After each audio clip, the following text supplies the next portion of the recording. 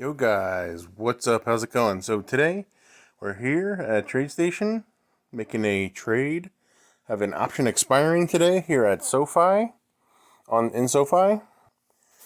Got 5 puts that I sold, cash covered puts, and you can see my cost basis is still hasn't changed, and I reduced the cost basis a little bit because I sold these for 26 cents each, and they're going to expire worthless here. And so, if you guys want to learn how to do this, you want to subscribe to the channel and join the private stock group so you can get these real-time updates for all the stock trades that I make.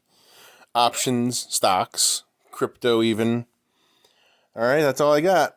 So be sure you guys join and subscribe today. And maybe next week we'll do another SoFi cash covered put. We'll see how the technical indicators look over the weekend. So be sure to stay tuned for that. Alright guys, that's all I have. Thanks for watching.